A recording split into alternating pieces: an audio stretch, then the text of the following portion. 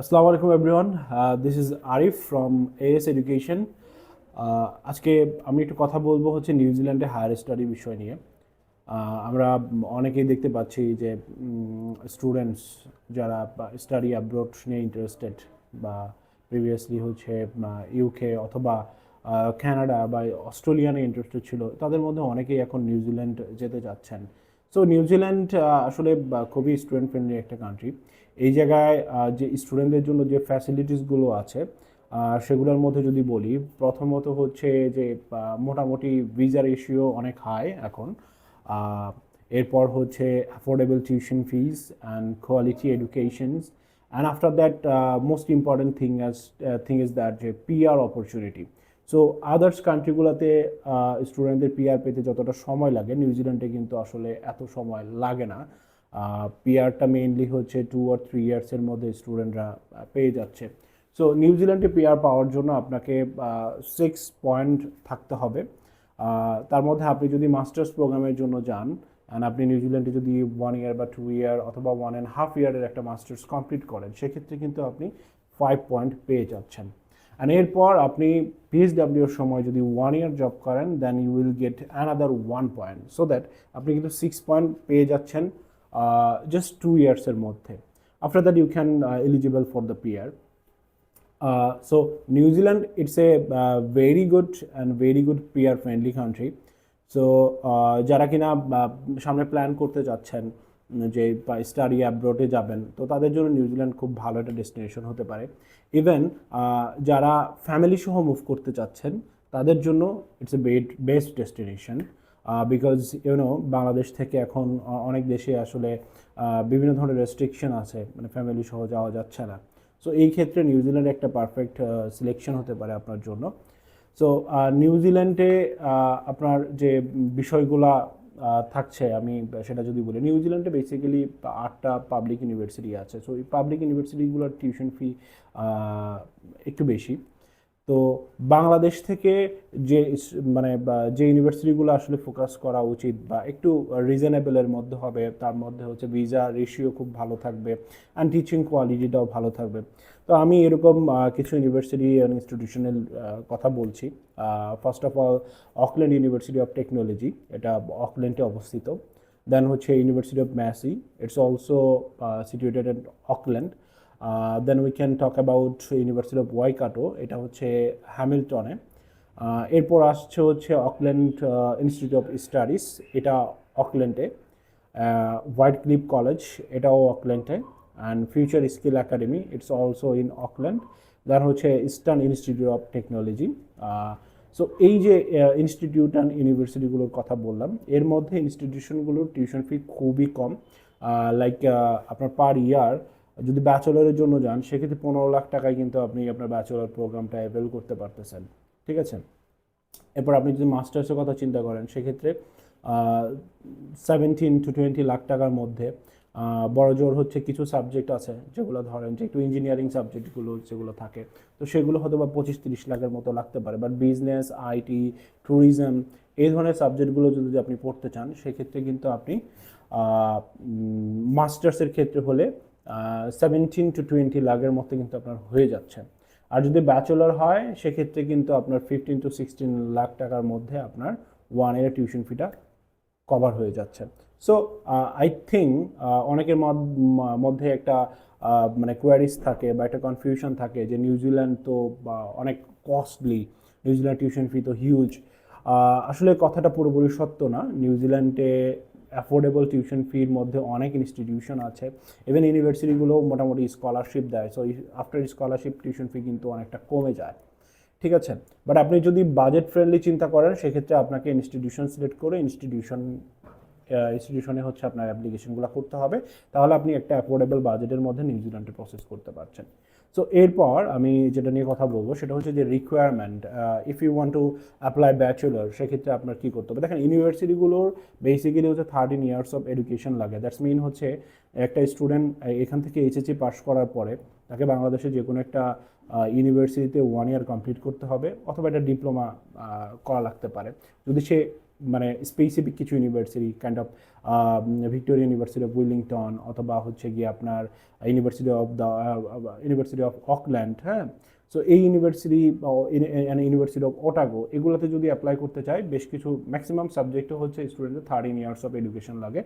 But যদি আপনি focus করেন ইনস্টিটিউশন বা আদার কিছু university like Auckland University of technology, এগুলোতে কিন্তু 12 ইয়ার্স এডুকেশন দিয়ে আপনি হিউজ পরিমাণ সাবজেক্ট পেয়ে যাবেন। সো আপনার 12 গ্রেডের পরে যে আসলে আপনাকে 1 ইয়ার ব্যাচেলার করতে হচ্ছে, এটাও কিন্তু ম্যান্ডেটরি না, ঠিক আছে। সো এরপরে যেটা থাকছে যে আপনার এইচএসসির যে জিপিএটা মিনিমাম 3.50 এরকম থাকলে better. And also requirement is 6, no less than 5.5 for the bachelor. PTE 56/52. যদি কেউ টোফেল দিয়ে থাকে, টোফেলের রিকোয়ারমেন্ট হচ্ছে 90/18। এই প্রোগ্রামটা কমপ্লিট করার পরে স্টুডেন্ট পিএইচডাব্লিউ পাবে হচ্ছে 3 ইয়ার্সের জন্য। ওকে, সো এরপর যদি আমি আসি মাস্টার্স প্রোগ্রামের জন্য, সেক্ষেত্রে মাস্টার্সের যে রিকোয়ারমেন্টটা থাকছে, অলরেডি আমি টিউশন ফি নিয়ে বলেছি। মাস্টার্সের রিকোয়ারমেন্ট হচ্ছে স্টুডেন্টকে অবভিয়াসলি 4 ইয়ার্স অথবা 3 ইয়ার্সের ব্যাচেলর ডিগ্রি কমপ্লিটেড থাকতে হবে। কিছু কিছু স্টুডেন্ট আছে যারা আমাদের বাংলাদেশের কিছু স্টুডেন্ট আছে ডিগ্রি পাস করে থাকে ন্যাশনাল ইউনিভার্সিটির আন্ডারে 3 ইয়ার্সের ডিগ্রি। তো যারা কিন্তু 3 ইয়ার্সের ডিগ্রি করেছেন তাদেরকে অবশ্যই বাংলাদেশ থেকে একটা 2 ইয়ার্সের মাস্টার্স থাকতে হবে, then you can apply another masters in the New Zealand. Okay, আর যারা ব্যাচেলার করেছেন 4 ইয়ার্সের, তাদের জন্য মাস্টার্সের দরকার নেই, আপনি ডিরেক্টলি হচ্ছে নিউজিল্যান্ডে মাস্টার্স প্রোগ্রামের জন্য অ্যাপ্লাই করতে পারছেন, কেমন। সো এন্ট্রি রিকোয়ারমেন্টের আরও কিছু বিষয়ে নিয়ে আসি আমি। ব্যাচেলারে সিজিপিএ আপনার থাকতে হবে 2.75 অ্যাবভ, অথবা 65% মার্ক হচ্ছে আপনার থাকতে হবে। এরপর যদি আসি আইএলসের রিকোয়ারমেন্টে, আইএলসের রিকোয়ারমেন্ট হচ্ছে 6.5, no less than 6। কিছু কিছু ইউনিভার্সিটি 6.5, no less than 5.5-এও আপনাকে অফার দিবে। পিটি রিকোয়ারমেন্ট হচ্ছে 58/56, অ্যান্ড টোফেলের রিকোয়ারমেন্ট হচ্ছে 92/19। So these are the requirements, educational requirements and English proficiency requirements for the New Zealand. এরপর আসি হচ্ছে যে আপনার আমি একটু বাজেট আদার্স ইনফরমেশন দিই, লাইক আপনি ফান্ডিংটা কীভাবে দেখাবেন। নিউজিল্যান্ডে যাওয়ার জন্য আপনার ইম্পর্টেন্ট জিনিস হচ্ছে একটা ফান্ডিং, যে যেহেতু টিউশন ফিটা ইম্পর্টেন্ট থিং ইজ দ্যাট, যে টিউশন ফিটা কিন্তু আপনি আফটার ভিসা পে করছেন, মানে আপনি ভিসা পাওয়ার পরে আপনি আপনার টিউশন ফিটা পে করতে পারছেন। সো ভিসার আগে আপনাকে কোনো ধরনের টিউশন ফি পে করা লাগছে না। ভিসার আগে জাস্ট হচ্ছে এখানে কোনো অ্যাপ্লিকেশন ফিও নাই, আপনি আপনার ডকুমেন্টসগুলো রেডি করে আমাদেরকে দিবেন, আমরা আপনার অ্যাপ্লিকেশনটা করব, আপনি অফার লেটার পাবেন, অফার লেটার পাওয়ার পরে হচ্ছে আপনার ভিসা প্রসেসিংয়ে যাবে।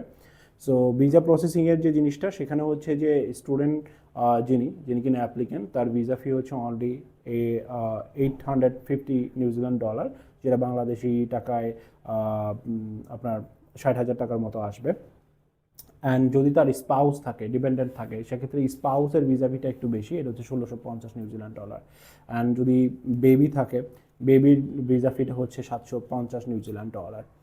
ওকে, সো এরপর আসি যে আমরা ব্যাংক অর আদার্স ডকুমেন্টস কী লাগবে।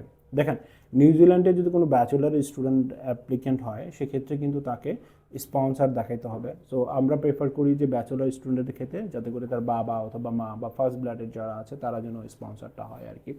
এবং যিনি স্পন্সর হচ্ছেন তার source of fund, source of income, tax clearance documents, এই সমস্ত ডকুমেন্টস দেখাতে হবে। আফটার অল যদি মাস্টার্সের স্টুডেন্ট হয়, সেক্ষেত্রে কিন্তু তাকে সে নিজেই কিন্তু নিজেই স্পন্সর হতে পারছে। দ্যাটস মিন তার বাবা বা মাকে স্পন্সর করার দরকার পড়ছে না, বাট তার একটা সোর্স অফ ইনকাম থাকতে হবে, এবং সেই ফান্ডটা কোথা থেকে পেয়েছে, এবং অবভিয়াসলি এই ফান্ডের সোর্স অফ ফান্ডটা তাকে শো করতে হবে। সো আমি যদি একটা ব্যাংকের আনুমানিক ধারণায় দিই আসলে কেমন টাকা আপনাকে রাখতে হবে, যদিও এটা ডিপেন্ড করতেছে আসলে আপনার কোন ইউনিভার্সিটি বা কোন কোর্স কোন প্রোগ্রামে যাচ্ছেন, সেটা টিউশন ফি কত সেটার উপরে।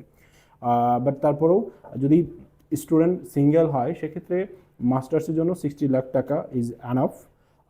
যদি হচ্ছে কি স্পাউস সহ হয়, তাহলে মিনিমাম 70 লাখ টাকা দেখাতে হবে, এবং যদি ক্যান্ডিডেটের স্পাউস এবং একজন বেবি থাকে, সেক্ষেত্রে 80 লাখ বা এর অ্যাবভ হচ্ছে কি শো করতে হবে।